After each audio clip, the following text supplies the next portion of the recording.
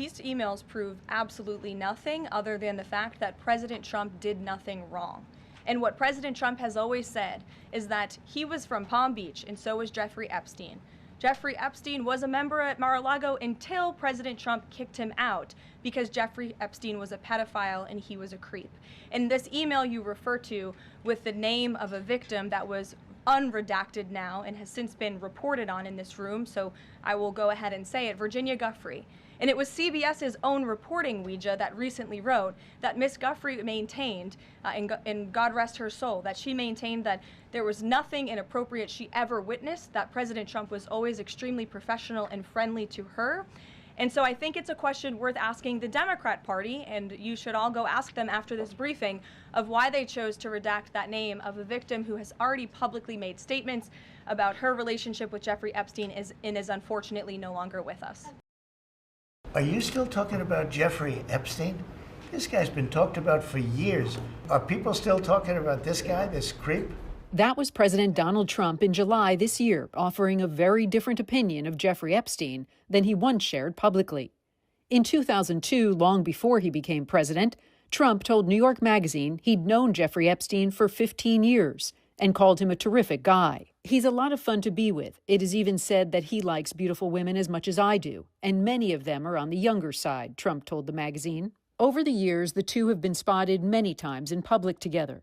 This NBC video shows Trump and Epstein socializing in 1992 at a party at Trump's Mar-a-Lago estate.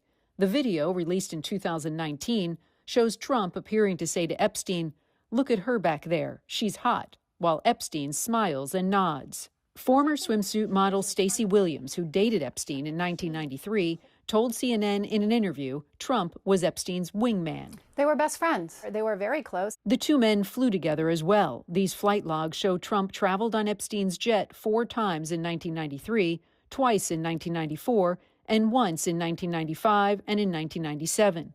The logs were made public during Ghislaine Maxwell's 2021 trial, where she was convicted of sex trafficking, among other things. Epstein also attended Trump's wedding to Marla Maples at New York's Plaza Hotel in 1993. In 1997, Trump added this personal note to Epstein inside a copy of his book, The Art of the Comeback. It reads, "To Jeff, you are the greatest," according to the New York Times.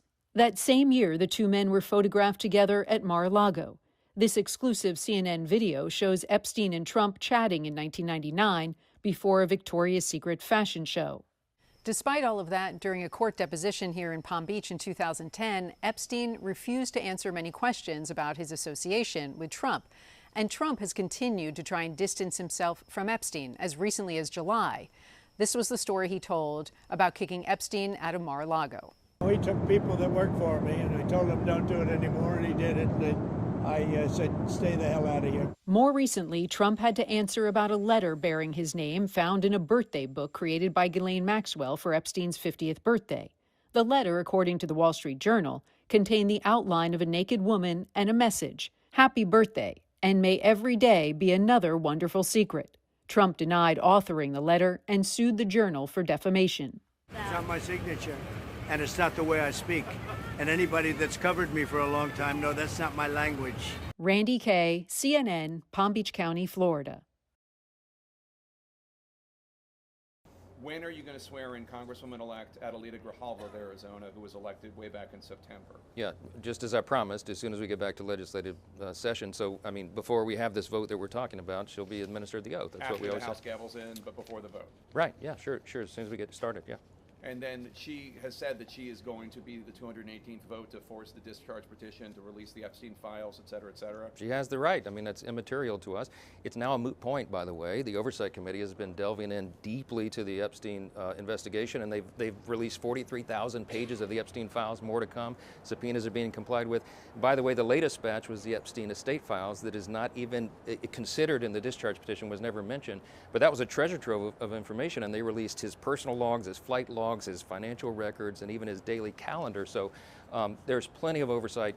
All of that information is going to be released to the public. The only thing they're redacting, Jake, is the names of the innocent victims, Sure. and we insisted upon that, and everybody of common sense understands why that is. Of course, the survivors. Speaker Rick Johnson, thank you so much. Really appreciate your time. I hope the government opens. Yes, me too. Thank you. Thanks so much. Former relationship with Jeffrey Epstein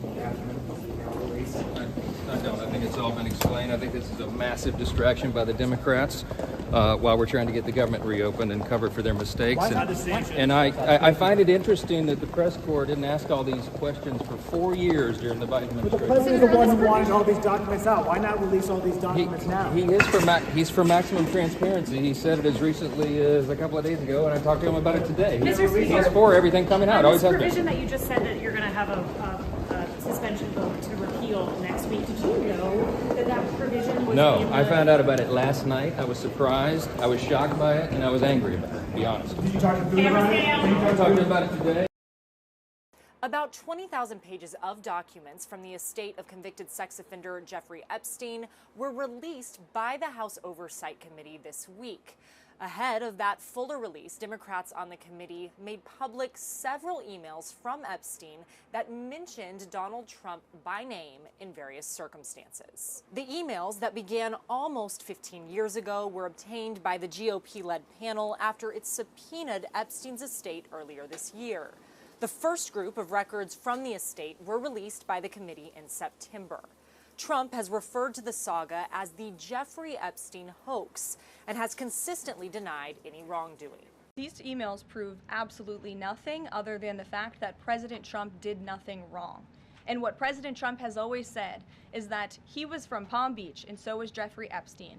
Jeffrey Epstein was a member at Mar-a-Lago until President Trump kicked him out because Jeffrey Epstein was a pedophile and he was a creep. In a 2019 email exchange to author Michael Wolff, Epstein appeared to reference that incident, writing, quote, "Trump said he asked me to resign, never remember ever. Of course he knew about the girls as he asked Ghislaine to stop." The focus on documents related to Epstein is not going away anytime soon. In a separate effort, a bipartisan pair of lawmakers is calling on the Justice Department to release all case files related to this. They now have the signatures needed to force a vote in the House. That is expected to take place next week.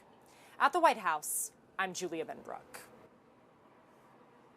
Jeffrey Epstein's criminal investigation is 20 years old. Starting in 2005, Palm Beach police began investigating Epstein after the family of a 14-year-old girl reports he molested her at his mansion. In 2006, the FBI opens Operation Leap Year, where Epstein is indicted on one count of soliciting prostitution.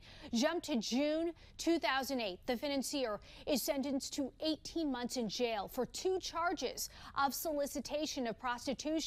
The following July, Epstein is released from jail, and then in 2019, he was arrested for federal sex trafficking charges. A month later, he is found dead in his jail cell while awaiting trial. His death ruled a suicide. Fast forward to 2024, a judge unseals court documents related to a civil lawsuit against Epstein. With Congress back in session and voting today, Arizona Representative Adelita Grijalva was finally sworn in after weeks of waiting, immediately after she became the decisive 218th member to vote in support of releasing all of the Epstein case files. The National News Desk, Jeff Harris, joins us. And Jeff, Grijalva's signature, of course, we've been talking about how crucial it is in order to pass that discharge petition, forcing that vote to then release the Epstein files. Break down the details. So for weeks, there's been a large bipartisan push to bypass GOP leaders and force the release of the DOJ's files on the late sex trafficker Jeffrey Epstein. Grijalva's signature kicks those efforts into high gear, now setting up a battle on the House floor. Immediately after being sworn into Congress Wednesday, Grijalva casting the decisive signature on a discharge petition to force a vote on releasing the DOJ's Epstein files. That's what the American people expect us to do. Fight for them. That is why I will sign the discharge petition right now to release the Epstein files. The petition was introduced this fall by Representatives Thomas Massie and Ro Khanna months after they filed a bipartisan bill called the Epstein Files Transparency Act, both speaking out Wednesday expressing optimism. Well, I've already had a couple Republicans tell my office privately that they're going to vote for it. I think we could get 40 to 50 Republicans once it's on the floor of the House, because people are not going to want to vote against the release of the Epstein files. Grijalva's signature comes just hours after Democrats on the House Oversight Committee released a set of emails sent by Epstein to his associate Ghislaine Maxwell and a journalist. In one, Epstein writing President Trump, quote, knew about the girls. In another, I want you to realize that that dog that hasn't barked is Trump.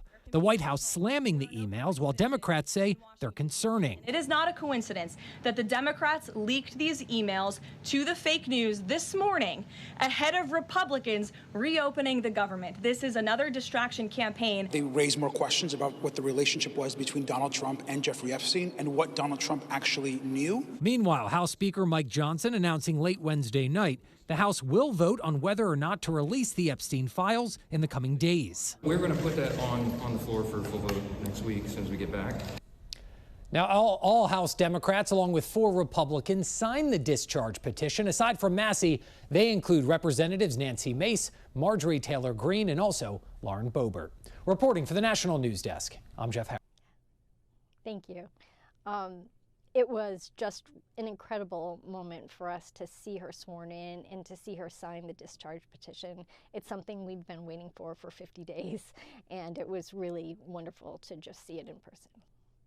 Well, first of all, I really just want to thank them for being steadfast in their support of us. You know, it takes a lot of courage for them to break with party lines and to support us. And they're doing that because they know that they're on the right side when they are in support of us. And I think that I'm hopeful that their courage is contagious to other Republican members who can also see that this is really a matter of looking at a crime, and it really should not be in any way influenced by any particular administration. This case has been ongoing throughout 5 administrations of both political parties, and like I said before, what we're looking at is a crime, and it is a crime of sex trafficking. This is not a political issue. So they're right in their support of us. Thanks, Jake. These things happen because we don't talk about them, and I appreciate having the platform to do that. It's been an extraordinarily emotional day. Thank you for asking, Jake.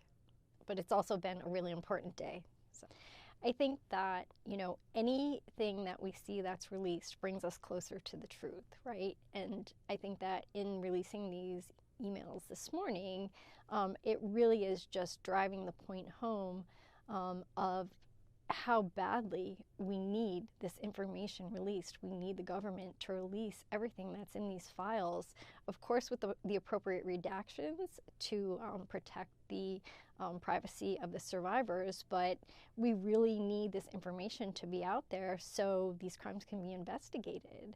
I think it's really upsetting to us that this is so politicized when it's not a political issue. This was a crime, and it's a crime of sex trafficking, and we really just want to see justice for the crime that happened to us.